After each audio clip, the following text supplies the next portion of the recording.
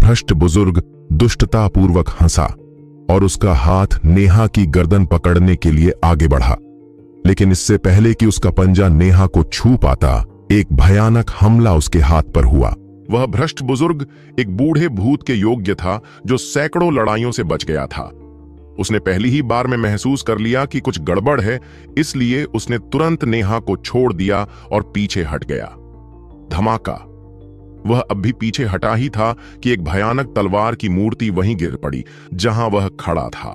जमीन में एक लंबी खाई खोद दी गई। वह भ्रष्ट बुजुर्ग भयभीत था।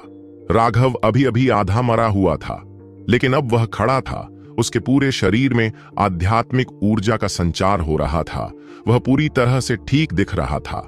राघव बुरी तरह घायल हो गया था और यह अमोदिता ही थी जिसने उसे बचाने के लिए अपनी विशाल जीवन ऊर्जा का उपयोग किया था तथा उसकी सभी चोटों को ठीक किया था। लेकिन राघव का शरीर बहुत शक्तिशाली था। अमोदिता की अपार जीवन ऊर्जा के बावजूद वह उसे कुछ ही पलों में पूरी तरह से ठीक करने में असमर्थ थी।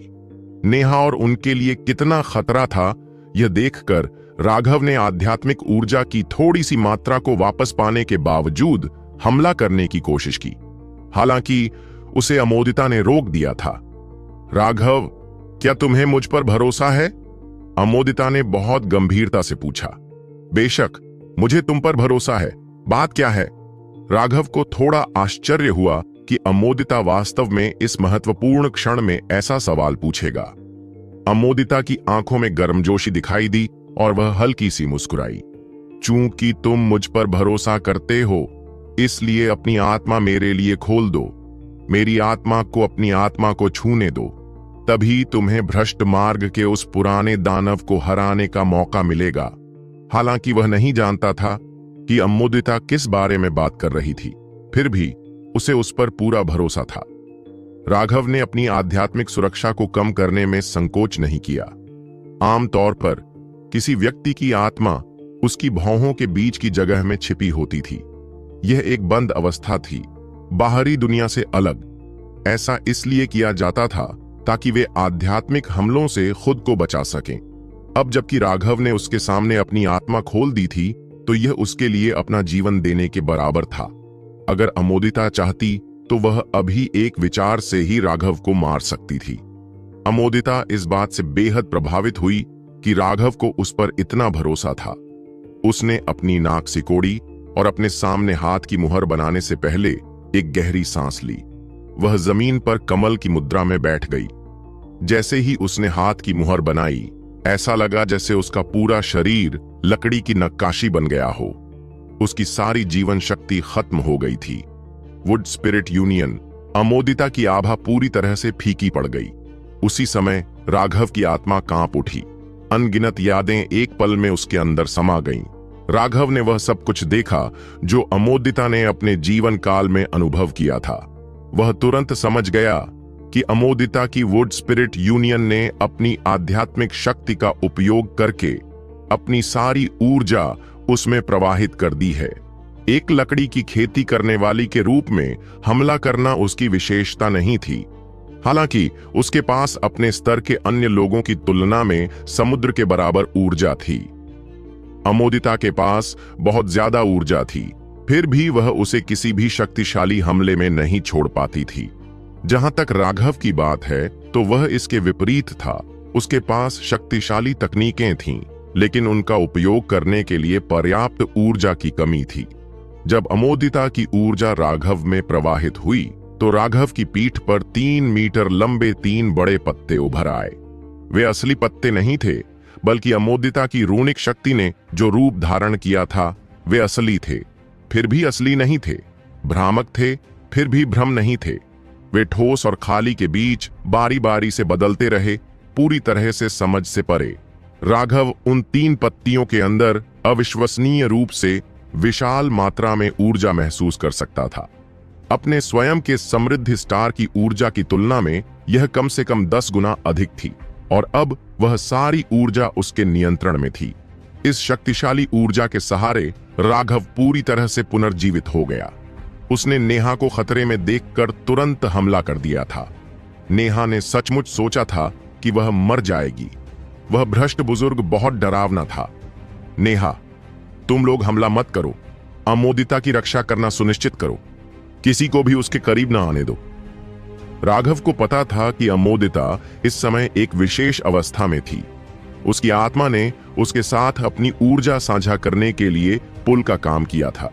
इस समय वह अपना शरीर हिलाने में असमर्थ थी और उसकी रक्षात्मक शक्ति शून्य थी।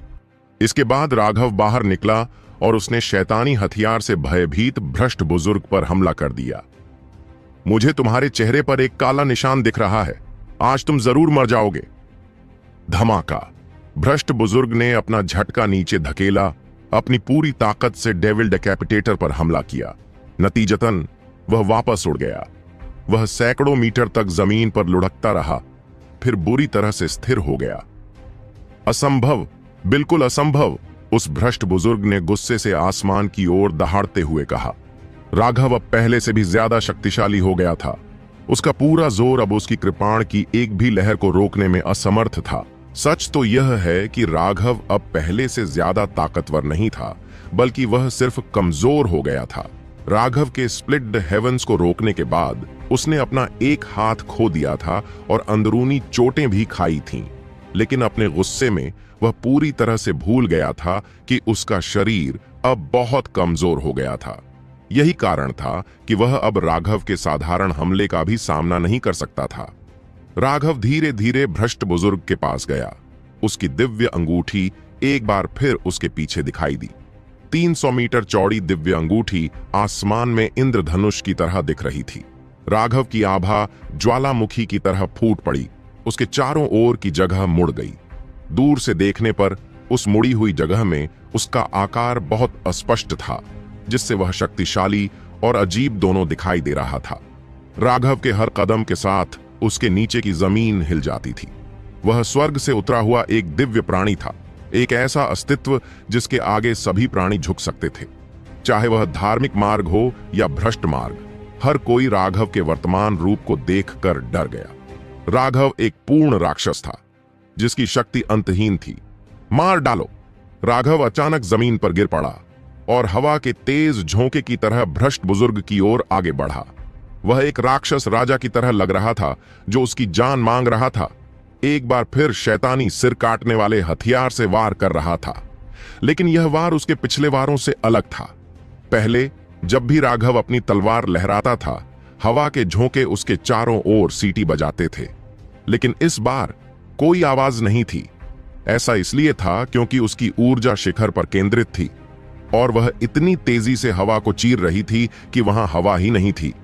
वह भ्रष्ट बुजुर्ग हैरान, क्रोधित और साथ ही आतंक से भरा हुआ था।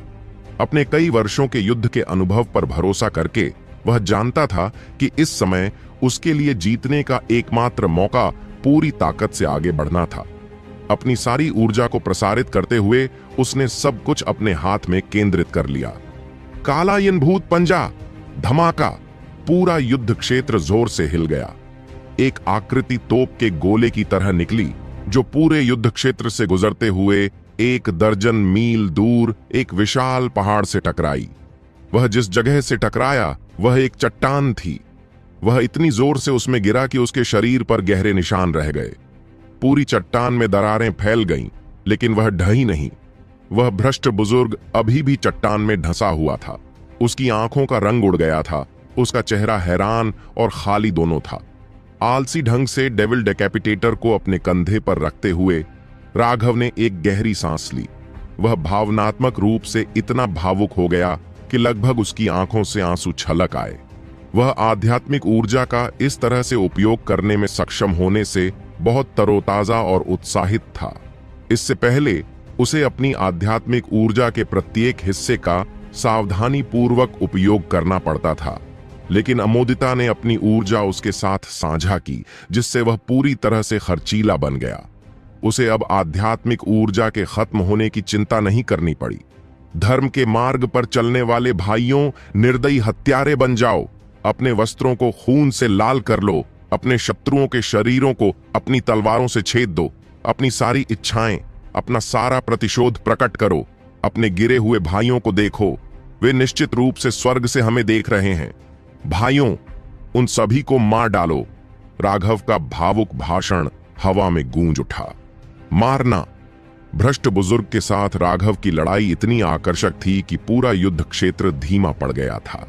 लेकिन अब धर्मी शिष्यों की आंखें लाल हो गईं और उनका खून खौल उठा। अपने गिरे हुए भाइयों के बारे में सोचते हुए वे भ्रष्ट शिष्यों के खिलाफ पूरी ताकत से लड़ने लगे। अब तक युद्ध के मैदान में धर्मी और भ्रष्ट शिष्यों की संख्या लगभग बराबर हो गई थी। उनमें से प्रत्येक की संख्या लगभग 2000 थी। लेकिन धर्मी मार्ग की शुरुआत सिर्फ 3000 से ज्यादा लोगों से हुई थी। जहां तक भ्रष्ट अनुयायियों की बात है तो पहली झड़प के समय उनकी संख्या 10,000 से ज्यादा थी। अब वे अपनी संख्या के सिर्फ 20% रह गए थे। यह भारी असमानता मुख्य रूप से 2 लड़ाकों की वजह से थी। एक था लिटिल स्नो। उसकी हवा की धारें कई भ्रष्ट शिष्यों को तेजी से खत्म कर सकती थीं। अगर राघव ने उसे मुख्य शिष्यों पर ध्यान केंद्रित करने के लिए नहीं कहा होता तो वह और भी ज्यादा लोगों को मार सकता था। दूसरा योगदानकर्ता अर्जुन था। हालांकि इस समय अर्जुन अब केवल अग्रिम पंक्तियों के पीछे एक कृपाण चला रहा था और भ्रष्ट शिष्यों पर क्रूरतापूर्वक हमला कर रहा था। ऐसा इसीलिए था क्योंकि 1 घंटे पहले ही उसके सारे तीर खत्म हो गए थे। वह इस बात से बहुत क्रोधित था, लेकिन अब वह दूसरों की तरह ही लड़ सकता था। उसकी नियमित युद्ध शक्ति अत्यंत साधारण थी। एक साधारण भ्रष्ट शिष्य को मारने में उसे काफी समय लग जाता। इसके अलावा वे भ्रष्ट शिष्य पहले से ही इस युद्ध में घावों से लदे हुए थे।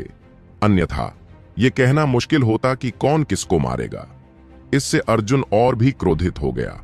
वह लगभग पागल हो गया और उसने कसम खाई कि वह खुद को फिर कभी गोला बारूद के बिना ऐसी स्थिति में नहीं आने देगा। धर्मी शिष्य अब अविश्वसनीय रूप से प्रभावशाली थे, भ्रष्ट शिष्यों को दबा रहे थे। इस तरह की लड़ाई का अनुभव करने के बाद वे निस्संदेह अद्भुत विशेषज्ञ बन जाएंगे। यह देखकर कि इस युद्ध के मैदान का नतीजा पहले से ही तय था, राघव ने वरिष्ठ शिष्यों की लड़ाई को देखने के लिए रुख किया। वह जगह और भी ज्यादा तीखी थी क्योंकि उनके पास और भी ज्यादा लोग थे, लेकिन दोनों पक्षों की युद्ध क्षमताएं अपेक्षाकृत समान थीं। अब क्या होगा अब आगे जानने के लिए बने रहिए हमारे द हॉरर हंटर चैनल पर। राघव तुरंत वहां पहुंच गया। उसने जानबूझकर उन अधिक शक्तिशाली भ्रष्ट शिष्यों को चुना जो टेंडन परिवर्तन के शिखर पर थे। अमोदिता की विशाल आध्यात्मिक ऊर्जा के सहारे राघव ने डेविल डेकैपिटेटर के सभी ऋण सक्रिय कर दिए। उसकी कृपाण के हर वार में अविश्वसनीय शक्ति थी और लगभग कोई भी उसे रोक नहीं पाया। धमाका। राघव की कृपाण ने वरिष्ठ प्रशिक्षु भाई बर्लिन को घेरने वाले विशेषज्ञों के एक समूह को मार डाला। वरिष्ठ प्रशिक्षु भाई बर्लिन की अभिव्यक्ति पागलपन भरी खुशी में से एक थी। बहुत बढ़िया काम किया राघव, मैंने वाकई तुम्हें गलत नहीं समझा। वरिष्ठ प्रशिक्षु भाई बर्लिन हंसे। उन्हें हमेशा से लगता था कि राघव निश्चित रूप से एक बेजोड़ विशेषज्ञ बनेंगे। हमें यहां तुम्हारी जरूरत नहीं है राघव। जाओ और देखो कि क्या तुम जाकर समर नामक उस व्यक्ति को मार सकते हो। लेकिन तुम्हें सावधान रहना होगा क्योंकि वह निश्चित रूप से तुमसे कमजोर नहीं है। राघव ने सिर हिलाया। अपने रास्ते में कुछ नाखुश साथियों को बेतरतीब ढंग से मारते हुए वह समर और मुकेश की लड़ाई में भाग गया। मुकेश और समर की लड़ाई में पहुंचकर राघव का दिल कांप उठा। उनकी लड़ाई अविश्वसनीय रूप से तीव्र थी। भाले और तीरों की लगातार बौछार से आकाश हिल रहा था। ऊर्जा तरंगें बाहर निकल रही थीं, जिससे आकाश लगातार कांप रहा था। हालांकि राघव ने पहले ही एक फेवरेट को मार दिया था, लेकिन ये दोनों उस फेवरेट से कहीं ज्यादा ताकतवर थे। वे बस एक ही शक्ति स्तर पर नहीं थे। भाई मुकेश, क्या आपको कुछ मदद चाहिए? उनकी लड़ाई देखकर राघव के दिल में युद्ध की इच्छा भर गई। वे दोनों लगभग उसकी ही उम्र के थे और वे बहुत शक्तिशाली थे। किसी भी तरह से उस भ्रष्ट बुजुर्ग से कमतर नहीं थे। वास्तव में अब उनकी लड़ाई को देखते हुए वे शायद और भी अधिक शक्तिशाली हो गए होंगे। मुझ में अभी भी थोड़ी कमी है। चलो उसे जल्दी से मार देते हैं और फिर कुछ अच्छी शराब पीने के लिए कोई जगह ढूंढते हैं। मुकेश का धनुष लगातार तीर छोड़ रहा था। लेकिन शुरू से ही वह समर को कुछ नहीं कर पा रहा था, जिससे वह परेशान हो रहा था। उसने अपनी लड़ाई की शुरुआत में डींग मारी थी, लेकिन यह समर बहुत शक्तिशाली था। वे दोनों अब पूरी तरह से बराबर थे। मुकेश समर को मारने में असमर्थ था, लेकिन समर भी मुकेश को कुछ नहीं कर सका। वे दोनों ही शीर्ष विशेषज्ञ थे और उनमें से किसी को भी मारना अविश्वसनीय रूप से कठिन था। मुकेश पहले ही इससे थक चुका था। यह पहली बार था जब वह उसी क्षेत्र में किसी ऐसे व्यक्ति से मिला था जो इतने लंबे समय तक उसके खिलाफ लड़ सकता था। आश्चर्यजनक रूप से उसे राघव के सुझाव से कोई शिकायत नहीं थी। राघव हंसा और आगे बढ़कर उनकी युद्ध सीमा में प्रवेश किया तथा अपनी कृपाण समर पर गिरा दी। लेकिन जब वह उनकी सीमा में दाखिल हुआ तो उसे एक अजीब बल क्षेत्र की उपस्थिति का एहसास हुआ। वह बल क्षेत्र कोई आभा नहीं था, बल्कि उन दोनों की इच्छा शक्ति थी। यह पहली बार था जब राघव ने ऐसे बल क्षेत्र का सामना किया था। लेकिन जैसे ही उसने उस बल क्षेत्र में प्रवेश किया और उनकी इच्छाओं से प्रभावित हुआ, राघव की अपनी इच्छा शक्ति उसके नियंत्रण से बाहर हो गई। उसकी इच्छा उनकी इच्छाओं से अलग थी। राघव की इच्छा किसी व्यक्ति पर केंद्रित नहीं थी, बल्कि स्वर्ग और पृथ्वी के खिलाफ केंद्रित थी।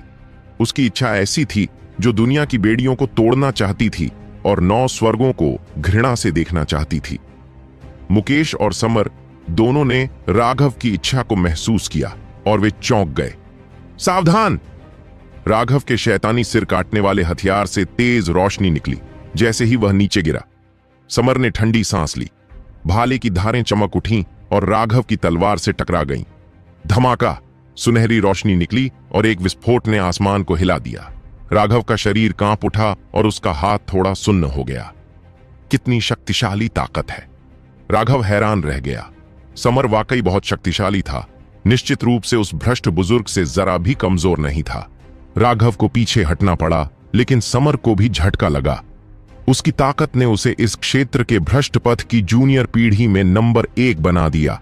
अपने सभी वर्षों में वह हमेशा अपने विरोधियों को सीधे मारने के लिए अपनी शक्तिशाली ताकत पर निर्भर था। उसने कई हड्डी बनाने वाले विशेषज्ञों को भी मार डाला था, लेकिन राघव के हमले से उसका हाथ भी थोड़ा सुन्न हो गया था। असल में उसका भाला लगभग उसके हाथ से छूट गया था। उसे झटका क्यों नहीं लगा? ठीक इसी समय मुकेश ने एक तीर चलाया और समर ने जल्दी से अपना भाला उठाया और तीर को तोड़ दिया, लेकिन उसके पीछे की शक्तिशाली ताकत के कारण वह पीछे हट गया। राघव स्वाभाविक रूप से उस अवसर को नहीं छोड़ना चाहता था और उसकी कृपाण ने एक बार फिर उस पर हमला किया। राघव के नजदीक और मुकेश के दूर से होने के कारण उन्होंने समर को बार बार पीछे हटने पर मजबूर किया। आखिरकार समर चाहे कितना भी शक्तिशाली क्यों न हो, वह उन दोनों के संयुक्त हमलों को संभाल नहीं सकता था। चलो जल्दी करो और उसे मार डालो। मुकेश यह देखकर खुश हुआ कि राघव इतना शक्तिशाली था। उसके धनुष से लगातार तीर निकल रहे थे। मुकेश एक लंबी दूरी का लड़ाकू था, इसीलिए स्वाभाविक रूप से समर के खिलाफ लड़ते समय वह नुकसान में था। समर बहुत तेज था और उसके लिए उसे दूर रखना मुश्किल था। अब जब राघव आगे था तो उसे अब इस बारे में चिंता करने की जरूरत नहीं थी और वह लगातार तीर बरसा सकता था। हालांकि उसने गति थोड़ी धीमी रखी क्योंकि उसे राघव को गलती से मारने का डर था। फिर भी वे दोनों एक साथ लड़ते समय बेहद शक्तिशाली थे। तो क्या हुआ अगर तुम दोनों हाथ मिला रहे हो? पाताल लोक का कब्जा। अच्छा नहीं, इस कमीने ने ज्यांटियान सार रक्त को परिष्कृत किया है। मुकेश ने चेतावनी दी। यह कुछ ऐसा था जो केवल तभी बन सकता था जब मेरिडियन ओपनिंग विशेषज्ञ हाउटियन क्षेत्र की सीमाओं को तोड़कर ज्यांटियन क्षेत्र में कदम रखता। केवल एक बार जब आप ज्यांटियन क्षेत्र में थे और आपका शरीर पूरी तरह से साफ हो गया था तो आप ज्यांटियन सार रक्त बना सकते थे। ज्यांटियन विशेषज्ञ पहले ही हाउटियन निकाय की सीमाओं से बच निकले थे। स्वर्ग और पृथ्वी ने उन्हें आशीर्वाद दिया, जिससे उन्हें अपने आसपास की प्राकृतिक ऊर्जा को अपने उपयोग के लिए नियंत्रित करने की अनुमति मिली। यहां तक कि उनका जीवन काल 1000 साल से भी ज्यादा हो गया और उनका सार रक्त उनकी ऊर्जा का स्रोत था और बेहद कीमती था। ऐसा इसलिए था क्योंकि केवल ज़ियानेटियन सार रक्त ही प्राकृतिक ऊर्जा को नियंत्रित करने में सक्षम था। जहां तक समर की बात है, किसी तरह उसके शरीर में भी ज़ियानेटियन सार रक्त था। अब वह अपने आसपास की प्राकृतिक ऊर्जा को नियंत्रित कर सकता था। हालांकि वह केवल थोड़ा सा ही नियंत्रित कर सकता था, लेकिन यह छोटी सी बात भी बहुत भयानक थी। यह ऐसी चीज नहीं थी जिसका कोई आम इंसान विरोध कर सके। मर जाओ। समर के चेहरे पर एक अस्वस्थ लाली दिखाई दी। हालांकि उसके शरीर में ज़ियानेटियन सार रक्त था, लेकिन प्राकृतिक ऊर्जा को नियंत्रित करना इतना आसान नहीं था। यहां तक कि उस छोटी सी मात्रा को भी वह पूरी तरह से नियंत्रित नहीं कर सकता था। अंतरिक्ष कांप उठा जब उसके 3000 मीटर के दायरे की सारी ऊर्जा उसके भाले में भर गई। आत्मा भेदी का पीछा करते हुए समर के सुनहरे भाले ने भयंकर रूप से राघव पर प्रहार किया। इसकी भयानक ऊर्जा से लगभग अंतरिक्ष में विस्फोट हो गया। पृथ्वी उलट पहाड़ हिलाने वाला तीर। मुकेश ने सबसे पहले प्रतिक्रिया दी। राघव के विपरीत उसे इस बात की बेहतर समझ थी कि समर का हमला कितना भयानक था। इस हमले में हड्डी बनाने वाले विशेषज्ञों को भी मारने की शक्ति थी, और इसलिए उसने अब कुछ भी नहीं छिपाया। उसने अपनी सारी ऊर्जा अपने धनुष में डाल दी और 30 मीटर लंबा लाल रंग का तीर समर पर फेंका। हालांकि वह नहीं जानता था कि ज़ियानेटियन सार रक्त क्या है, लेकिन राघव के अंतर्ज्ञान ने उसे बताया कि यह हमला निश्चित रूप से भयानक होगा। डेविल डिकैपिटेटर को दोनों हाथों से पकड़कर उसने अमोदिता की अपार ऊर्जा को अपनी तलवार में डाल दिया। इस बार राघव सच में बहुत खर्चीला था। उसने अमोदिता की ऊर्जा का एक एक कण इस्तेमाल कर लिया, जो उसके पास अपने चरम पर मौजूद ऊर्जा से कई गुना अधिक था। लेकिन राघव यह जानकर हैरान रह गया कि अमोदिता की विशाल ऊर्जा के बावजूद वह अभी भी स्प्लिट द हेवेंस की सीमा तक नहीं पहुंच पाया था। उस ऊर्जा की विशालता के कारण राघव को अपने मेरिडियन में दर्द की एक परिचित अनुभूति हुई, जैसे कि वे फटने वाले थे। एक भयानक कृपाण की छवि उभरी। राघव के शैतान सिर काटने वाले ने एक ऐसी चीख निकाली जो नरसंहार की इच्छा से भरी थी। स्वर्ग को चीर दो। शैतान का सिर काटने वाला व्यक्ति नीचे गिरा। यह राघव द्वारा किया गया अब तक का सबसे शक्तिशाली हमला था। धमाका! तीनों हमले एक दूसरे पर भयंकर तरीके से हुए। एक जोरदार गड़गड़ाहट ने दुनिया को बहरा कर दिया। राघव का हाथ इतनी तीव्रता से हिल गया कि उसने डेविल डिकैपिटेटर को पकड़ लिया। वह उड़ गया और खून की उल्टी करने लगा। जब राघव की नजर वापस लौटी तो उसने देखा कि एक बहुत बड़ा गड्ढा बन गया था। नीचे पानी का एक झरना फूट रहा था। पूरा युद्ध क्षेत्र शांत हो गया। वह कुछ भी सुन नहीं सका, लेकिन वह देख सकता था कि अभी भी दो आकृतियां थीं जो उसके समान ही थकी हुई लग रही थीं। समर का चेहरा कागज की तरह सफेद हो गया था। उसकी आभा कम हो गई थी और वह पूरी तरह से सदमे में था। मुकेश की हालत भी कुछ बेहतर नहीं थी। पिछले झटके ने उसकी सारी ऊर्जा खत्म कर दी थी और वह अब बेतहाशा सांस लेने के लिए तड़प रहा था। समर ने गहरी सांस ली और अचानक एक जेड टाइल निकाली। जब राघव ने उस जेड टाइल को देखा तो उसके चेहरे के भाव तुरंत बदल गए। उस जेड टाइल का रंग रूप उस जेड पेंडेंट जैसा ही था जो उसके माता पिता ने उसके लिए छोड़ा था। बस रंग अलग था। समर का सफेद था जबकि राघव का बैंगनी था। यह आदमी भागने की कोशिश कर रहा है, इसे रोको। मुकेश ने पहचान लिया कि वह जेड टाइल क्या है। उसने जल्दी से एक तीर चलाया। हालांकि मुकेश अब आध्यात्मिक ऊर्जा से पूरी तरह बाहर हो चुका था। उसके लिए कोई शक्तिशाली तीर संघनित करना असंभव था। इसलिए उसने जो तीर चलाया वह किसी साधारण तीर से ज्यादा शक्तिशाली नहीं था। यह पूरी तरह से बेकार था। समर ने ठंडी सांस ली और बचने के लिए एक कदम आगे बढ़ा। वह अपने थके हुए शरीर से आध्यात्मिक ऊर्जा का एक धागा निचोड़ने में कामयाब रहा और फिर जेड टाइल को कुचल दिया, जिससे आध्यात्मिक ऊर्जा का वह धागा उसके अंदर चला गया। जेड टाइल जल उठी और अंतरिक्ष में विस्फोट हो गया। धीरे धीरे उसके पीछे एक पारदर्शी स्थानिक दरवाजा दिखाई दिया। वह वास्तव में एक टेलीपोर्टेशन पोर्टल खोलने में कामयाब हो गया था। केवल अब जाकर राघव उस जेड टाइल को देखकर हुए सदमे से उबर पाया। उसने जल्दी से डेविल डिकैपिटेटर को उठाया और समर की ओर दौड़ा। वह पहले से ही आध्यात्मिक ऊर्जा से बाहर था और अमोदिता के पत्ते उसकी पीठ से गायब हो गए थे, लेकिन उसके पास अभी भी थोड़ी शारीरिक ऊर्जा बची हुई थी।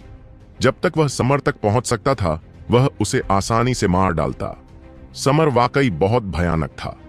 अगर मुकेश ने उस आखिरी हमले को रोकने के लिए उसके साथ हाथ नहीं मिलाया होता तो शायद उसकी जान चली जाती। वह निश्चित रूप से उसे मारने का यह मौका नहीं छोड़ सकता था, इसीलिए उसने समय पर उस तक पहुंचने के लिए खुद को इतना कठिन परिश्रम किया। समर ने राघव पर उपहासपूर्वक मुस्कुराते हुए कहा, राघव, मैं तुम्हें याद रखूंगा।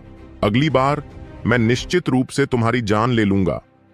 हालांकि राघव के कान के पर्दे अभी भी उस टक्कर से टूटे हुए थे और वह कुछ भी सुन नहीं पा रहा था, लेकिन उसके चेहरे के हाव भाव से वह आसानी से बता सकता था कि वह घमंडी व्यवहार कर रहा था। लिटिल स्नो, उसे मार डालो। हालांकि उसकी आध्यात्मिक ऊर्जा समाप्त हो चुकी थी, लेकिन उसकी आध्यात्मिक शक्ति अभी भी मौजूद थी। वह तुरंत लिटिल स्नो से जुड़ गया, जो अभी भी दूरी पर भयंकर रूप से लड़ रहा था। राघव का संदेश पाकर लिटिल स्नो बिना किसी हिचकिचाहट के दौड़ा। जब वह काफी करीब पहुंचा तो उसने एक बहुत बड़ा पवन ब्लेड फेंका। समर ने अभी बोलना समाप्त ही किया था। राघव से मुकेश की ओर बर्फीली नजर से देखते हुए उसने टेलीपोर्टेशन पोर्टल में कदम रखने से पहले उनका गला काटने का इशारा किया, लेकिन इससे पहले कि वह ऐसा कर पाता, एक बहुत बड़ा पवन ब्लेड बाहर निकल आया। यह बिना कहे ही स्पष्ट था कि समर निश्चित रूप से एक शीर्ष विशेषज्ञ था।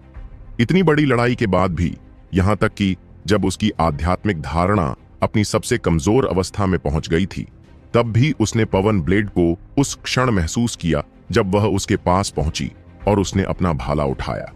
धमाका।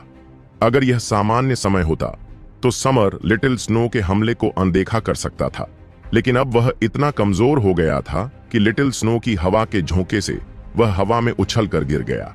बिना एक पल बर्बाद किए राघव उसके पीछे भागा। भयभीत समर ने देखा कि राघव की कृपाण उस पर बुरी तरह से गिर गई। समर ने कभी नहीं सोचा था कि वह ऐसी जगह पर ऐसी विकट स्थिति में फंस जाएगा। वह बस इतना ही कर सकता था कि अपना सुनहरा भाला उठाकर राघव की तलवार को रोक दे। चिंगारी फूट पड़ी। जब शारीरिक शक्ति की बात आती है तो राघव निश्चित रूप से किसी से नहीं डरता। जिस क्षण उनके हथियार टकराए, समर के हाथ की जाली फट गई और वह अपने भाले को पकड़ नहीं पाया। यह सुनहरी रोशनी की किरण में बदल गई, जो 1 मील से भी अधिक दूर तक उड़ गई। राघव की हालत भी कुछ खास अच्छी नहीं थी। उसे कई कदम पीछे हटना पड़ा। उसकी बाहें कांप रही थीं और उसके हाथ में हल्का दर्द हो रहा था। अब समर अपने सुनहरे भाले के बिना था और उसका सामना राघव के भयानक भौतिक शरीर से था। समर ने अभी अभी अपने जैनेटियन सार रक्त का उपयोग प्राकृतिक ऊर्जा के एक अंश को नियंत्रित करने के लिए किया था। उसने सोचा था कि वह उस हमले से उन दोनों को मार सकेगा। हालांकि उनमें से किसी की भी मृत्यु नहीं हुई थी, जबकि वह आध्यात्मिक ऊर्जा से बाहर निकल गया था और प्राकृतिक ऊर्जा से प्रतिक्रिया प्राप्त कर रहा था। हालांकि यह गंभीर नहीं था। अगर उसने इसे समय पर नहीं संभाला तो इसका उसके आधार पर भारी प्रभाव पड़ेगा। अब जब राघव को पीछे धकेल दिया गया तो समर टेलीपोर्टेशन पोर्टल के बहुत करीब था। उसने अपना सुनहरा भाला छोड़ दिया और सीधे उस ओर दौड़ा। तुम भागना चाहते हो? अपनी जान पीछे छोड़ दो। राघव ने ठंडी सांस ली। उसका खून उमड़ पड़ा और उसके हाथों में बहती रोशनी का भाला दिखाई दिया। अब जबकि राघव की आध्यात्मिक ऊर्जा समाप्त हो चुकी थी और उसकी शारीरिक ऊर्जा भी समाप्त हो चुकी थी, वह केवल अपने शरीर में मौजूद वज्र शक्ति पर ही भरोसा कर सकता था। जब राघव ने अपनी पागल योजना को अंजाम दिया था और अपने शरीर को शांत करने के लिए थंडर फोर्स का इस्तेमाल किया था, तो उसके बाद उसने पाया था कि उसके खून में अजीब थंडर फोर्स ऋण बह रहे थे। उन ऋणों को राघव के मुख्य ऋण माना जा सकता है। वे आम तौर पर उसके खून से पोषित होते थे और उनमें इतनी ऊर्जा होती थी कि वह आध्यात्मिक ऊर्जा के बिना भी एक बार हमला करने के लिए उनका इस्तेमाल कर सकता था। यह थंडर फोर्स अब उसका एकमात्र मौका था। आध्यात्मिक रूप से थक जाने के कारण उसकी पिल फ्लेम का ईंधन खत्म हो गया था और वह बेकार हो गई थी। राघव ने अभी तक अपने थंडर फोर्स का इस्तेमाल नहीं किया था। इसका मुख्य कारण यह था कि वह अपने ट्रम्प कार्ड को उजागर नहीं करना चाहता था। दूसरा कारण यह था कि इन रूणों ने राघव की रक्त ऊर्जा को समाप्त कर दिया था। इसके बाद उसे अपना थंडर फोर्स इस्तेमाल करने में बहुत समय लगेगा, या शायद उसे अपने रून्स को ठीक करने के लिए और अधिक थंडर फोर्स इकट्ठा करना होगा। किसी भी तरह से राघव इस चाल का उपयोग करने के लिए तैयार नहीं था, लेकिन अब समर को टेलीपोर्टेशन पोर्टल में कदम रखते देख उसे न चाहते हुए भी कुछ करना पड़ा। उसका बिजली का भाला उसके हाथ से छूट गया और बड़ा होकर फेनिक्स की तरह समर की ओर उड़ गया। अब जब वह केंद्रित रहने के बजाय फैल गया था तो उसकी शक्ति वास्तव में कमजोर हो गई थी। हालांकि राघव इस बारे में असहाय था। वह बिजली स्वर्ग और पृथ्वी की वज्र शक्ति से थी। हालांकि वह राघव के शरीर के भीतर संघनित हो गई थी, फिर भी वह एक उन्मत्त जादुई जानवर की तरह थी। उसने हमेशा पूरी तरह से समर्पण करने से इनकार कर दिया। जैसे ही वह उसके हाथ से छूटी, उसने सहज रूप से हमला करते हुए उसके प्रतिबंधों से बचना शुरू कर दिया। समर को लगा कि उसका शरीर अकड़ गया है और उसके बाल खड़े हो गए हैं। मौत की तेज हवा ने उसे तुरंत घेर लिया। वह अपनी ओर बिजली गिरते देखकर अपने डर को रोक नहीं पाया। उसके हाथ में तुरंत एक पीला कागज आ गया। वह पीला कागज सिर्फ हथेली के आकार का था। उसके ऊपर अजीब सी रेखाएं थीं। वे शब्द जैसे लग रहे थे, लेकिन शब्द नहीं थे। वे चित्र जैसे लग रहे थे, लेकिन चित्र नहीं थे। यह बेहद विचित्र था। समर ने तुरंत उसे अपने हाथ में कुचल दिया और प्रकाश की एक पारदर्शी ढाल ने उसे ढक लिया। राघव की थंडर फोर्स भाले में संघनित हो गई थी, लेकिन उड़ते समय यह फीनिक्स के आकार में फैल गई थी। जब यह समर तक पहुंची तो यह अव्यवस्थित किस्मे का एक पूरा ढेर बन गई थी। आसमान में बिजली चमक रही थी, इतनी तेज कि लोगों के पास पीछे हटने के अलावा कोई विकल्प नहीं था। लगातार तेज गड़गड़ाहट की आवाजें आ रही थीं, साथ ही दबी हुई कराह भी सुनाई दे रही थी। जब सुनहरी रोशनी बिखरी तो लोगों ने देखा कि समर ने उस पीले कागज से जो प्रकाश की ढाल बुलाई थी, उसने उसकी रक्षा की थी। लेकिन अब उसका शरीर झलकर काला पड़ चुका था और उसके कपड़े फटे हुए थे। उसके लंबे बाल पूरी तरह जल चुके थे और उसका शरीर कांप रहा था। राघव, मैं तुम्हें याद रखूंगा, बस तुम इंतजार करो। समर ने अपने दांत भींच लिए। यह पहली बार था जब उसे इतनी बेसहारा अवस्था में धकेला गया था। वह इतना क्रोधित था कि उसे लगा कि वह फट जाएगा, लेकिन वह जानता था कि वह पहले ही लाइन के अंत में पहुंच चुका है। उसे भागना ही था, अन्यथा वह निस्संदेह मर जाएगा। मैं बहुत अधीर हूं, इसलिए इंतजार न करें, मैं अभी तुम्हें मार डालूंगा। राघव डेविल डिकैपिटेटर लेकर समर की ओर दौड़ा। हालांकि अब राघव को ऐसा लग रहा था जैसे उसके पैरों में सीसा भर दिया गया हो और डेविल डिकैपिटेटर पहाड़ से भी भारी था। राघव ने अपनी सारी आध्यात्मिक ऊर्जा, शारीरिक ऊर्जा और यहां तक कि अपनी रक्त ऊर्जा भी पहले ही खर्च कर दी थी। अपनी आध्यात्मिक शक्ति के अलावा वह पूरी तरह से अपने अंतिम चरण में था। उसकी वर्तमान गति शायद एक सामान्य गैर कृषक से ज्यादा तेज नहीं थी, और फिर भी इसके बावजूद उसने हार मानने से इनकार कर दिया। इस गति से वह समर तक निश्चित रूप से जल्दी नहीं पहुंच पाएगा, लेकिन वह जानता था कि कोई निश्चित व्यक्ति निश्चित रूप से सिर्फ देखता नहीं रहेगा। एक तीर सीधा समर की पीठ पर लगा। यह पूरी तरह से शांत था, मानो यह मृत्यु देवता का तीर हो, लेकिन समर के सिर के पीछे आंखें थीं और बिना पीछे मुड़े ही वह एक तरफ हट गया। लेकिन समर एक बात भूल गया था। वह पहले से ही पूरी तरह से थक चुका था और इसलिए उसके पास पहले जैसा फुर्तीला होने का कोई रास्ता नहीं था। पहले पल में चकमा देने के बावजूद उसके कंधे पर वार किया गया। मुकेश की आध्यात्मिक ऊर्जा पहले से ही समाप्त हो चुकी थी, लेकिन इस तीर में उसकी सारी बची हुई शक्ति समाहित थी। समर का कंधा फट गया और उसका हाथ लगभग गिर गया। समर ने दर्द से कराहते हुए कहा कि वह लड़खड़ा रहा है, लेकिन अपने दांतों को भींचते हुए वह फिर से टेलीपोर्टेशन पोर्टल की ओर बढ़ा।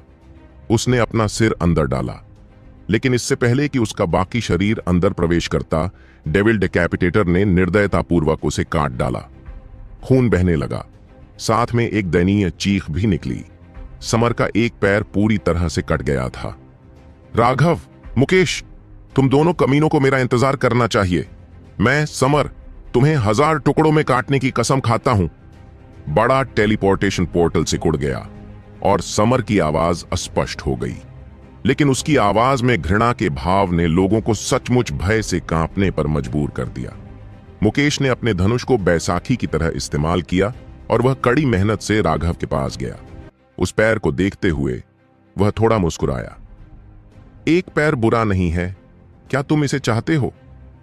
राघव ने डेविल डेकैपिटेटर को एक तरफ रख दिया और जमीन पर बैठ गया। अब उसमें जरा सी भी ऊर्जा नहीं बची थी। उसने अपना सिर हिलाया। मुझे यह क्यों चाहिए? हालांकि मेरी भूख बहुत ज्यादा नहीं है, लेकिन मुझे नहीं लगता कि मैं इसे निगल पाऊंगा।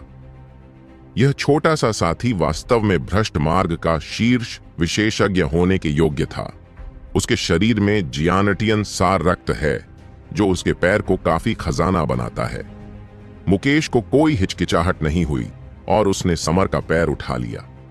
वह अब भी कुछ कहने ही वाला था कि टेलीपोर्टेशन पोर्टल जो सिकुड़कर लगभग शून्य हो गया था, अचानक हिंसक रूप से फैल गया। एक आकाश व्यापी हाथ प्रकट हुआ और सैकड़ों मीटर लंबी एक बड़ी उंगली उन दोनों पर टूट पड़ी। राघव और मुकेश भयभीत थे, और यह सिर्फ उनके साथ ही नहीं था। महेंद्र और विकराल के अलावा बाकी सभी लोग पूरी तरह से डर से कांप रहे थे। उस बड़े हाथ के सामने थोड़ा भी हिलने में असमर्थ थे। ऐसा लग रहा था मानो पूरी दुनिया जम गई हो, यहां तक कि उनकी सांसें और दिल की धड़कनें भी रुक गई हों। उस हाथ के सामने वे बस मरने का इंतजार कर रहे थे। यह बिल्कुल किसी विशाल देवता के हाथ जैसा लग रहा था। इसकी एक उंगली से ही स्वर्ग और पृथ्वी टूटकर बिखरने लगे। अगर राघव और मुकेश को चोट लग जाए तो उनकी हड्डियां भी नहीं बचेंगी। मुकेश अचानक दहाड़ा और उसकी भौहों के बीच एक निशान दिखाई दिया। मुकेश मुश्किल से दबाव का प्रतिरोध कर पाया और अपनी स्थानिक अंगूठी को छू पाया। मुकेश के हाथ में आधा फुट लंबा एक तराजू दिखाई दिया। जैसे ही वह दिखाई दिया, मुकेश ने उस पर अपना मुंह भर खून थूक दिया। तराजू ने तुरंत ही उसका खून सोख लिया और बड़ा होकर एक विशाल ढाल बन गया। साथ ही उसने राघव की रक्षा के लिए एक हरी रोशनी भी छोड़ी। यह तराजू एक प्राचीन भयानक जादुई जानवर से आया था। इसकी रक्षात्मक शक्ति चौंकाने वाली थी। तावीज दांव के एक विशेषज्ञ ने इस स्केल पर रंस को परिष्कृत और उकेरा था ताकि इसकी रक्षात्मक शक्ति को और भी बढ़ाया जा सके। इसे मुकेश को उसके एक बुजुर्ग ने सुरक्षा के लिए दिया था। विकराल के स्तर के विशेषज्ञ भी इसे तोड़ नहीं पाएंगे। वह विशाल हाथ नीचे उतरा और विशाल आकाश को चीरता हुआ नीचे आया। राघव को लगा कि एक भयानक ऊर्जा ने उस पर प्रहार किया है और हरा तराजू तुरंत टूट गया। अंतरिक्ष टूटकर बिखर गया था। राघव को लगा जैसे उसका शरीर भी उसके साथ ही टूटने वाला है, और वह और मुकेश दो तोप के गोलों की तरह बाहर निकल आए। वे कई किलोमीटर तक हवा में लुढ़कते रहे और फिर रुक गए। उन दोनों को खून की उल्टियां होने लगीं। उनके शरीर में बहुत तेज दर्द हो रहा था। ऐसा लग रहा था कि वे गिरने वाले हैं। वह बड़ा हाथ बहुत शक्तिशाली था। अगर मुकेश के बड़े ने उसे वह खजाना नहीं दिया होता तो वे दोनों टुकड़े टुकड़े हो जाते। और फिर भी उस शक्तिशाली तराजू के बावजूद वे दोनों लगभग मर ही गए थे। राघव पूरी तरह से भयभीत था। आखिर वह किस तरह का राक्षस था? पूरा युद्ध क्षेत्र इस हद तक दबा हुआ था कि कोई भी हिल नहीं रहा था। यह देखकर कि इस पहले हमले से वे नहीं मरे, उस बड़े हाथ ने अचानक हवा में एक विशाल स्वर्गीय हथेली बना ली और क्रूरतापूर्वक उन दोनों पर टूट पड़ा। आदित्य, आज तुम्हारा पंजा सचमुच बहुत आगे तक फैल गया है। अचानक एक स्पष्ट आवाज गूंजी। ऐसा लग रहा था जैसे वह 9 स्वर्गों से ऊपर से आई हो। एक तलवार ने आसमान के नीले गुंबद को चीरते हुए उस हाथ पर वार किया। आदित्य, तुम्हारा पंजा आज सचमुच बहुत दूर तक फैल गया है। एक तलवार ने आकाश के नीले गुंबद को चीरते हुए उस हाथ पर वार किया। वह एक तलवार की छवि थी जिसमें स्वर्ग को गिराने वाली तलवार की इच्छा निहित थी। उस विशाल हाथ पर वार करने से वह हाथ लगभग 2 टुकड़ों में बंट गया। राघव यह देखकर हैरान रह गया कि उस भ्रामक हाथ से वास्तव में खून टपक रहा था। रामानंद! टेलीपोर्टेशन पोर्टल से एक क्रोधित दहाड़ गूंजी। जब वह हाथ वापस भीतर चला गया तब लोगों ने देखा कि अब महेंद्र के पीछे एक टेलीपोर्टेशन पोर्टल भी था। उस द्वार के सामने एक निश्चित आकृति थी।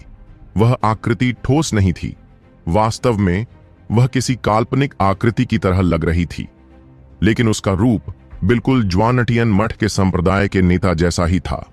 रामानंद ने अपने हाथों को अपनी पीठ के पीछे रखा और विरोधी टेलीपोर्टेशन पोर्टल से कहा, आदित्य, 30 साल हो गए हैं, तुम और भी दयनीय होते जा रहे हो। तुमने वास्तव में छोटे बच्चों के एक समूह पर हमला किया था। तुम्हारा वह अभिमान कहां चला गया? हालांकि यह सिर्फ एक भ्रामक आकृति थी, रामानंद की आकृति में अभी भी एक दबंग तलवार की मंशा थी। अब वह एक बिना म्यान वाली तलवार की तरह लग रहा था। उसकी तीक्ष्णता इतनी भयावह थी कि दुनिया कांप उठती। रामानंद की उपस्थिति के कारण उस विशाल हाथ से निकलने वाला दबाव अंततः उसकी तलवार की मंशा से दूर हो गया, जिससे सभी को फिर से सांस लेने की अनुमति मिल गई। हालांकि अब सभी लोग पसीने से लथपथ थे। उनके चेहरे कागज की तरह पीले पड़ गए थे। उस विशाल हाथ के सामने उन सभी ने सोचा था कि वे मर जाएंगे। रामानंद, मैंने कभी नहीं सोचा था कि तुमने एक आध्यात्मिक शरीर को संघनित किया होगा। टेलीपोर्टेशन पोर्टल के दूसरी ओर से एक आश्चर्यजनक गर्जना आई। रामानंद का आध्यात्मिक शरीर ज्यादा सटीक रूप से आध्यात्मिक क्लोन था। यह कुछ ऐसा था जिसे ज्यानटियन क्षेत्र में प्रवेश करने के बाद संघनित किया जा सकता था, जब किसी व्यक्ति की आध्यात्मिक शक्ति एक निश्चित शिखर पर पहुंच जाती थी। इस तरह के आध्यात्मिक क्लोन में असली शरीर की युद्ध शक्ति का 10% हिस्सा होता था। यह विशेषज्ञों के लिए अपनी जूनियर पीढ़ी की सहायता करने के लिए एक आवश्यक उपकरण था। हालांकि हर ज्यानटियन विशेषज्ञ आध्यात्मिक क्लोन को संघनित नहीं कर सकता था। इसके लिए न केवल शक्तिशाली आध्यात्मिक शक्ति की आवश्यकता थी, बल्कि इसके लिए अत्यंत दुर्लभ प्रतिभा की भी आवश्यकता थी।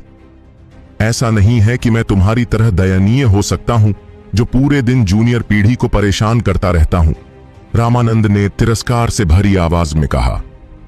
रामानंद, क्या तुम मुझे उकसाने की कोशिश कर रहे हो? उसके प्रतिद्वंद्वी की ओर से गुस्से से दहाड़ निकली। मुझे लगता है, दुर्भाग्य से, अब तुम्हारे पास मुझसे लड़ने की योग्यता नहीं है।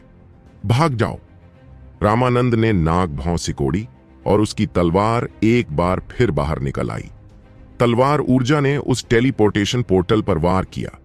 रामानंद द्वारा मारा जाने के बाद वह टेलीपोर्टेशन पोर्टल स्वर्ग और पृथ्वी पर वापस चला गया। जब वह टूट गया तो दूसरी तरफ से एक गुस्से से भरी दहाड़ सुनाई दे रही थी, लेकिन वह इतनी अस्पष्ट थी कि वह क्या कह रही थी यह सुनना मुश्किल था। उस टेलीपोर्टेशन पोर्टल को नष्ट करने के बाद रामानंद की नजर युद्ध के मैदान पर पड़ी और आखिरकार उसकी नजर राघव पर पड़ी। हालांकि उसके आत्मा क्लोन का शरीर अस्पष्ट था, लेकिन राघव को एहसास हो गया कि वह उसे देख रहा था। हा हा हा हा, राघव, बहुत बढ़िया, तुमने वाकई मुझे निराश नहीं किया। रामानंद हंसा और फिर अपने टेलीपोर्टेशन पोर्टल में वापस चला गया। लोगों की नजरों से ओझल हो गया। टेलीपोर्टेशन पोर्टल भी उसके साथ ही फीका पड़ गया और भीड़ पूरी तरह से खामोश हो गई। किसी को भी उम्मीद नहीं थी कि इस बार की लड़ाई में जियांटियन विशेषज्ञ शामिल होंगे। हर कोई पूरी तरह से हैरान था। हालांकि उस काले हाथ और रामानंद ने कुल मिलाकर केवल 3 हमले किए थे, लेकिन उस तरह की विनाशकारी शक्ति ने उन सभी को भयभीत कर दिया। यह एक जियानटियन विशेषज्ञ था। वे निश्चित रूप से बहुत भयानक थे। उनकी ताकत के सामने बाकी सभी लोग महज चींटियां थे, जो एक भी वार झेलने में असमर्थ थे। रामानंद के चले जाने के बाद विकराल को पता चल गया कि यह पहले से ही तय था कि वे बुरी तरह हार चुके हैं। उनके 3 इष्ट मर चुके थे, एक की हिम्मत टूट चुकी थी और वह केवल पीछे हट रहा था, जबकि आखिरी वाले का पैर कट चुका था। यह एक बहुत बड़ा अपमान था, लेकिन हालात इतने दबावपूर्ण थे कि अब उनके पास इस लड़ाई को पलटने का कोई रास्ता नहीं था। पीछे हटना। विकराल के आदेश का पालन करते हुए शेष 1000 भ्रष्ट शिष्य राहत के लिए पीछे हटने लगे। तुम्हें लगता है कि तुम ऐसे ही पीछे हट सकते हो? भाइयों, उन सबको मार डालो। उनके स्थानिक छल्लों में अभी भी हमारे गिरे हुए भाइयों के सिर हैं। हमें उन्हें वापस ले जाना होगा। हम अपने भाइयों को पूरी लाश के बिना मरने नहीं दे सकते। यह देखकर कि धर्मपथ के विशेषज्ञ शिष्यों से लेकर बुजुर्गों तक वास्तव में उनमें से किसी को भी रोकने के लिए आगे नहीं बढ़े, राघव गुस्से से दहाड़ उठा। जो शिष्य अभी अभी जीत की खुशी मना रहे थे, उन्होंने अचानक राघव की चीख सुनी। बिना कुछ सोचे समझे उन्होंने फिर से भ्रष्ट शिष्यों पर हमला करना शुरू कर दिया। कमीने, तुम नियम तोड़ रहे हो। भ्रष्ट मार्ग पहले ही हार की घोषणा करते हुए पीछे हट चुका था। पिछले मौन समझौते के अनुसार विजेता को पीछा नहीं करना था और इसलिए राघव वास्तव में नियमों को तोड़ रहा था, जिससे विकराल हैरान और क्रोधित हो गया। महेंद्र को भी लगा कि यह अनुचित है। वह इसे रोकने ही वाला था, लेकिन फिर एक पल सोचने के बाद वह ठंडे स्वर में चिल्लाया, राघव इस लड़ाई का कमांडर है। मुझे इसमें दखल देने का कोई अधिकार नहीं है। विकराल ने गुस्से में कहा, बकवास। क्या तुम मुझे बेवकूफ समझते हो? तुम धर्म के मार्ग पर चलने वाले खुद को कमीने कहते हो। तुम स्पष्ट रूप से नियमों का पालन नहीं कर रहे हो। वह केवल यह देख सकता था कि नीचे उसके शिष्यों का धर्मी शिष्यों द्वारा पागलपन से पीछा किया जा रहा था। भ्रष्ट शिष्यों का मनोबल पहले ही टूट चुका था और वे जरा भी प्रभावी प्रतिरोध नहीं कर सकते थे। वे एक के बाद एक मारे गए। तुम पादने वाले बूढ़े भूत, चुप रहो। अपनी पादों से हवा में बदबू मत फैलाओ। राघव के पास दूसरों को मारने के लिए कोई ऊर्जा नहीं थी, लेकिन उसके पास अभी भी आध्यात्मिक शक्ति थी। यह निश्चित रूप से दूसरों को शाप देने के लिए पर्याप्त थी। अगर आप नियम तोड़ने के बारे में बात करना चाहते हैं तो यह आप ही थे जिन्होंने पहले नियम तोड़े थे। वह बेशर्म बूढ़ा आदमी मुझ पर हमला करने के लिए वास्तव में एक टेलीपोर्टेशन पोर्टल से गुजरा था। आपने तब नियमों के बारे में बात क्यों नहीं की? अब जब यह तुम्हारे लिए नुकसानदेह है तो तुम नियमों की बात करने लगे हो। क्या तुम्हारे चेहरे चमड़े के बने हैं? तुम वाकई ऐसे बेशर्म शब्द बोल सकते हो? भाइयों, इन्हें काट डालो, और सिर्फ काटो ही नहीं, इन्हें मार डालो, मार डालो। वे धर्मी शिष्य पूरी तरह थक चुके थे और उनमें से कई लोग गिरने की कगार पर लड़खड़ा रहे थे। वे पहले ही अपनी ताकत का पूरा इस्तेमाल कर चुके थे और फिर भी राघव के शब्द उनके लिए उत्तेजक की तरह थे, जिन्होंने उनकी सभी नसों को सक्रिय कर दिया। उन भ्रष्ट शिष्यों के चेहरे अब भी दुष्ट और भयावह दिख रहे थे, लेकिन अब उनके चेहरे पर भय भी था। यह दृश्य उन्हें बहुत उत्तेजित कर रहा था। अतीत में सभी ने उन्हें बताया था कि भ्रष्ट शिष्य क्रूर, डरावने होते हैं और मौत के सामने निडर होते हैं, लेकिन अब उनके कारण वे चूहों की तरह भाग रहे थे। यह उनके लिए एक पूर्ण सम्मान था। इस सम्मान के सामने उन्हें अपनी जान भी उतनी महत्वपूर्ण नहीं लगी। वे सब बेतहाशा उन्हें मारने के लिए निकल पड़े। उन्हें यह नहीं पता था कि वे बहुत पहले ही अपनी सीमा पर पहुंच चुके थे। वे लड़ते रहने के लिए पूरी तरह से अपनी इच्छा शक्ति पर निर्भर थे। ऐसे कई मुख्य शिष्य थे जो हत्या पर पूरी तरह से केंद्रित थे और उन्हें यह भी एहसास नहीं हुआ कि उनके माथे पर एक हल्का सा निशान उभर आया है। वह निशान लगातार उनके शरीर में ऊर्जा भेज रहा था, जिससे वे अपना काम जारी रख पा रहे थे। हो सकता है कि उन्होंने इस बात पर ध्यान न दिया हो, लेकिन वहां मौजूद सभी बुजुर्गों ने यह देखा। वे पूरी तरह से चौंक गए और उनमें से कई तो रोने भी लगे। वे बुजुर्ग ज्यादातर छोटे संप्रदायों से आते थे। वे मुख्य शिष्य शायद उनके अपने परिवार के सदस्य थे।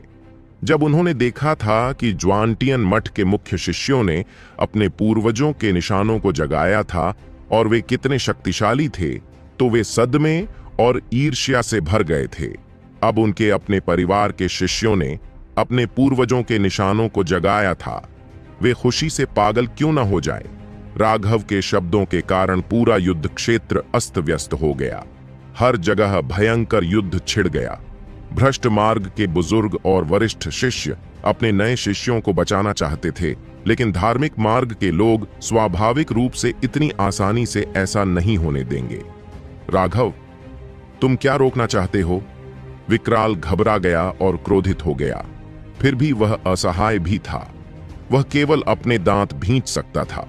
ऐसा इसलिए था क्योंकि उन्होंने देखा कि यदि यह नरसंहार जारी रहा और यदि उनके विशेषज्ञ धर्मपथ की नाकाबंदी को तोड़ने में असमर्थ रहे तो भ्रष्ट अनुयायियों की यह पूरी नई पीढ़ी 1 घंटे के भीतर पूरी तरह से कत्ल कर दी जाएगी।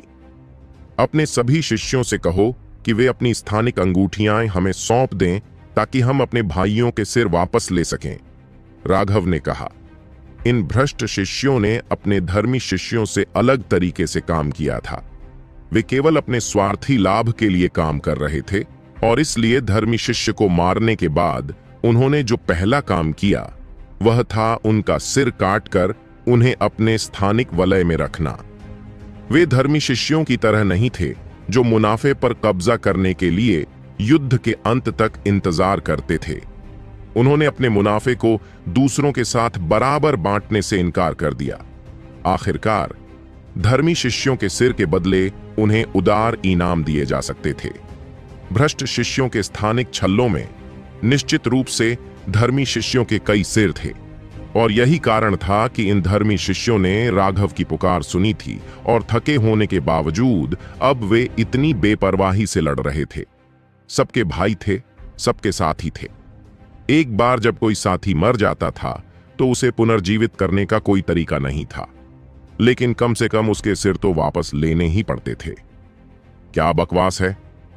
हमारे शिष्यों की स्थानिक अंगूठियों में भी वे सभी खजाने हैं जो उन्होंने वर्षों से इकट्ठा किए हैं।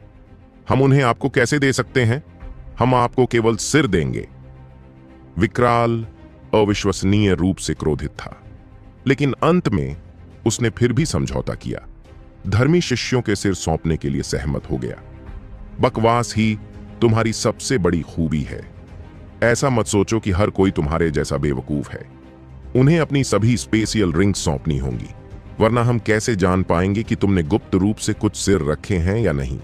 क्या तुम्हें लगता है कि मैं भी तुम्हारी तरह बेवकूफ हूं? राघव ने बिना एक कदम भी पीछे हटे ठंडी सांस ली। यह बहुत ज्यादा है। आप नियमों का गंभीर उल्लंघन कर रहे हैं। विकराल इतना नाराज था कि वह गुस्से से कांप रहा था। राघव ने घृणा से नाक भौं सिकोड़ी। तो क्या हुआ अगर यह बहुत ज्यादा हो गया? तुम इसके बारे में क्या करने जा रहे हो? वे तथाकथित नियम सिर्फ खेल के नियम हैं जो कमजोर लोगों ने मजबूत लोगों को दिए हैं। मेरे साथ कोई शब्द खेल खेलने की कोशिश मत करो, क्योंकि इससे मैं सच में नाराज हो जाऊंगा। अगर वास्तव में नियम होते तो फिर सभी धर्मी और भ्रष्ट लड़ाइयों का समय और स्थान आप लोगों द्वारा कैसे चुना जाता है? अगर वाकई नियम होते तो हमें हमेशा तुम्हारी पिटाई के खिलाफ निष्क्रिय रूप से क्यों बचाव करना पड़ता? उन असहाय आम लोगों को तुम लोगों द्वारा मनमाने ढंग से क्यों मारा जाना पड़ता? भाड़ में जाए तुम्हारी दादी। क्या तुम मुझे एक भी स्पष्टीकरण दे सकते हो? जब राघव ने उन मासूम आम लोगों के बारे में सोचा जिन्हें उनके द्वारा असहाय रूप से मार दिया गया था, तो उसकी आंखें पूरी तरह से लाल हो गईं। उसने विकराल की ओर इशारा किया और दहाड़ते हुए कहा, क्या यह सिर्फ इसलिए नहीं है क्योंकि तुम मजबूत थे कि तुम खुद को नियमों के तानाशाह समझते थे? जब हम कमजोर थे तो तुम अपनी मुट्ठियों से बात करते थे, और जब हम मजबूत हैं तो तुम मुझसे नियमों के बारे में बात करना चाहते हो। जाओ, चादर ओढ़ लो, बूढ़े चादर वाले। धर्मपथ के सभी विशेषज्ञों ने महसूस किया कि राघव के शाप से वर्षों से दबा हुआ गुस्सा शांत हो गया। राघव का शाप वाकई उनके लिए बेहद संतोषजनक था। विकराल गुस्से से आग बबूला हो गया। वह राघव को काट कर मार डालना चाहता था, लेकिन महेंद्र की उस पर कड़ी नजर होने के कारण उसने ऐसा करने की हिम्मत नहीं की। मैं आपको हमारे शिष्यों के स्थानिक छल्लों की जांच करने की अनुमति देने के लिए सहमत हूं। हम निश्चित रूप से किसी का सिर नहीं छिपाएंगे। विकराल के पास आखिरकार अपना गुस्सा निगलने के अलावा कोई विकल्प नहीं था। वह अपने सभी शिष्यों को पूरी तरह से मार नहीं सकता था, लेकिन राघव के जवाब ने उसे लगभग पूरी तरह से भड़का दिया।